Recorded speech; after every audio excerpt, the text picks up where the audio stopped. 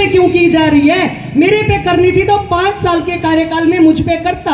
आज मैं चुनाव नहीं लड़ रही, सिर्फ और सिर्फ दिखती हूं तो मैं ही क्यों दिखती हूं?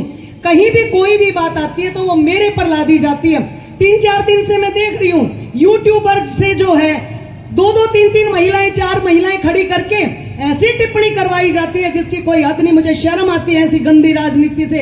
मैंने 25 साल में 5 चुनाव लड़े, मैंने आज तक इतनी गंदी राजनीति नहीं देखी जो अब जो है इस हमारे इस भाई ने कर दी। और वो ये कहता है, ये फार्म भरते हुए अब मुझे बहन कहते हुए शर्म आती है। तू कहां गुलाम हुई? डूब के मर जाओ। उससे ये पूछो, तेरे 5 साल में पार्टी जिम के धरती तू भूखा मरता आया था और आज तू क्या हो गया? आज तू गरीब किसान का बेटा अपने आप को बताता है, 3-3 करोड़ की गाड़ियों में चलता है, 17-17 होटल चलाता है। तुझे शर्म नहीं आती? और मेरे ऊपर उंगली उठाता है। मैंने इसीलिए कहा था और आज भी कहती हूं, और अमित शाह जी को भी मैंने लिख दिया, प्रधानमंत्री जी को भी लिख दिया कि एक ईडी की जांच मेरी करवा लेना और एक ईडी की जांच उसकी करवा देना और दूध का दूध, पानी का पानी करवा देना। और जो मेरे ऊपर ये कहता है कि पैसा, अगर एक भी पैसा कोई मुझे ये कह दे कहीं भी किसी भी तरह से एक पैसा मैंने कहीं भी खाया तो जहर के समान है। और वो जितना मुझे टोकता है, जितना मेरे पे टिप्पा टिप्पणी करता है, मैं कभी किसी के खिलाफ एक शब्द नहीं बोली थी किसी भी चुनाव में। मैं सिर्फ अपनी बात किया करती। मुझे ये बोलने के लिए बाध्य कर दिया गया है। जो मुझे गुलाम कहते हैं ना, उनसे ये पूछो, निर्मल किसी एहसान फरामोश नहीं है। गुलाम मेरे खानदान में गुलामी करना हमने नहीं सीखा। गुलाम मैं किसी की नहीं हो सकती। गुलाम तो तू था। गुलाम कैसे बना जाता है ये उससे पूछो। गुलामी उन्होंने की, निर्मल ने ना गुलामी ऊपर करी है, ना गुलामी नीचे करी है, ना निर्मल गुलामी जिंदगी में करेगी। अगर गुलामी करूंगी तो आप लोगों की करूंगी, आप लोगों के साथ रहूंगी जिन्होंने मुझे बनाया, मुझे भेजा। अगर मैं साथ हूं तो आपके हूं। और कोई भी व्यापारी, कोई भी रेडी वाले भाई भी अब यहां खड़े हैं, अगर एक भी ये कह दे इन 5 सालों में किसी को कोई दिक्कत आई हो तो वो दिक्कत उसकी जिम्मेदार मैं खड़ी हूं। मैं हर दिवाली से पहले डोर टू डोर हर साल में पूरे बाजार में घूमती थी कि भाई तुम्हारा साल भर का त्योहार है, तुम कमाओ, खाओ, मौज लो। लेकिन कोई भी नगर पालिका का व्यक्ति यहां नहीं आता था। किसी से कोई भी व्यक्ति ये कह दे, मेरे से किसी रेडी वाला कोई कह दे कि किसी नगर पालिका वाले ने 10 रुपए भी लिए हो तो उसकी भी जिम्मेदारी मेरी है। और आज औरों पे उंगली उठाने वाले जो खुद शीशे के घरों में रहते हैं और वो दूसरों पे पत्थर फेंकते हैं, 4-4 औरतें खड़ी करके, और मेरे लिए इतना अभद्र बुलवाया जा रहा है। 2 दिन से ये शुरुआत करी है। एक औरत का पता है, एक आदमी का पता है, क्या रुपए में खरीदे वो भी पता है। ये चुनाव मेरे भाई का नहीं, मेरा है। इस चुनाव को खराब नहीं होने दूंगी।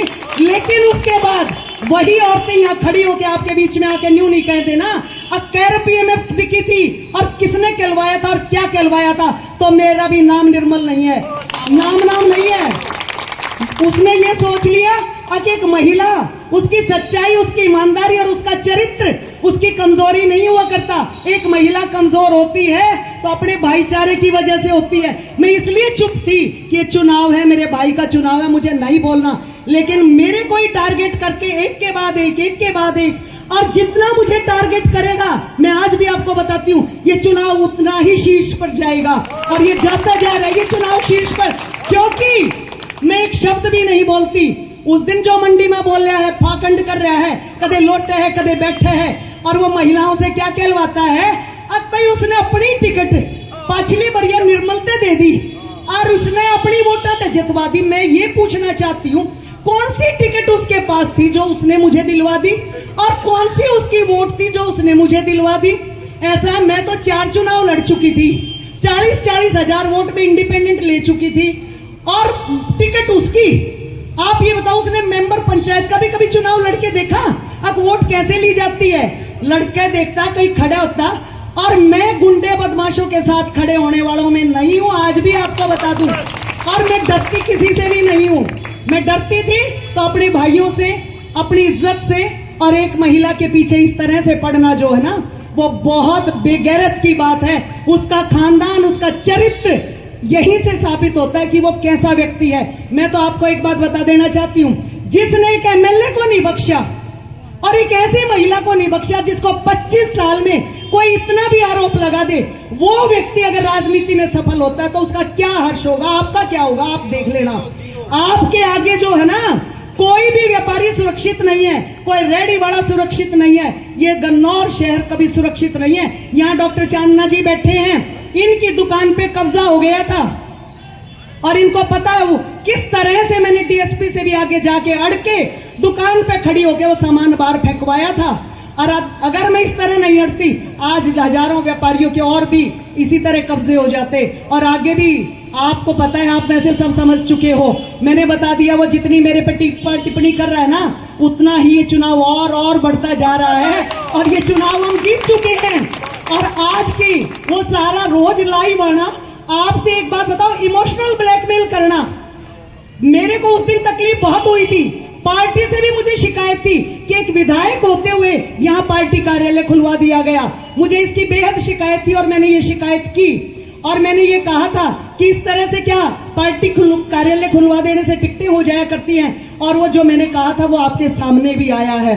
और इसी तरह से आगे भी मैं आपको ये कहती हूं, जो भी व्यक्ति गलत चलेगा, जैसा करेगा, उसको नतीजा यही मिलता है, बहुत लंबा समय नहीं लगता। लेकिन मैं एक बात जरूर कहूंगी, अन्याय और अधर्म जब जब होता है, जब ये बुद्धिमान व्यक्ति चुप रहते हैं, आप यदि चुप बैठोगे ना इस अन्याय के खिलाफ, तो ये अन्याय आगे आने वाला आप लोगों पर ही होगा।